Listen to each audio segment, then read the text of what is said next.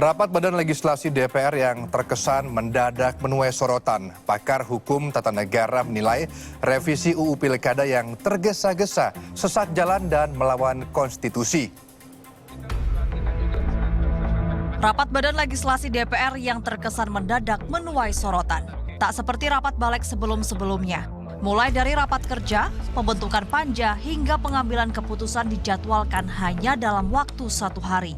Rapat kilat disebut untuk menganulir putusan Mahkamah Konstitusi terkait ambang batas pencalonan di Pilkada serentak 2024. Pakar Hukum Tata Negara Universitas Andalas, Ferry Amsari, menduga upaya untuk melakukan revisi Undang-Undang Pilkada untuk menentang putusan Mahkamah Konstitusi. Padahal seharusnya tugas mereka menyesuaikan putusan yang sudah ditetapkan MK. Ya, revisi undang-undang itu bisa dilakukan dengan berbagai pendekatan, kebutuhan untuk perubahan, termasuk juga terkait dengan putusan Mahkamah Konstitusi. Nah, tentu kalau dilihat memang ada kebutuhan menyesuaikan isi undang-undang dengan putusan Mahkamah Konstitusi ya, dalam hal ini putusan nomor 60 dan 70. Berdasarkan peraturan pembentukan undang-undang bahwa proses legislasi harus melalui beberapa tahapan. Namun tahapan tersebut terkesan dipercepat demi kepentingan politik.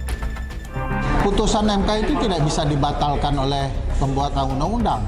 Tapi putusan MK lah yang membatalkan undang-undang, jangan terbalik-balik. Apa yang dilakukan oleh DPR dan pemerintah hari ini itu terbalik-balik ya.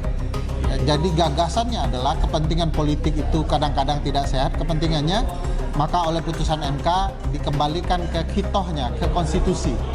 Oleh karena itu putusan MK lah yang memperbaiki undang-undang, bukan undang-undang yang merusak putusan MK. Kalau tidak tepat pasti tidak tepat karena pembentukan undang-undang itu kan ada perencanaan, penyusunan, pembahasan, persetujuan bersama, dan pengundangan. Semua itu dilabrak karena tidak pakai babi bu ya, tidak melibatkan publik, tidak memenuhi standar yang ada, langsung melejit dalam 1 hari. Semua 5 tahapan itu diringkas dalam waktu yang sangat singkat, dan ini menunjukkan produk undang-undang ini tidak sehat dan dipaksakan. Selain itu, ia menilai tindakan pemerintah dan DPR yang mendadak merevisi Undang-Undang Pilkada melalui rapat Badan Legislasi untuk merevisi putusan MK sama saja dengan pembangkangan konstitusi. Ibrahim melaporkan untuk NET.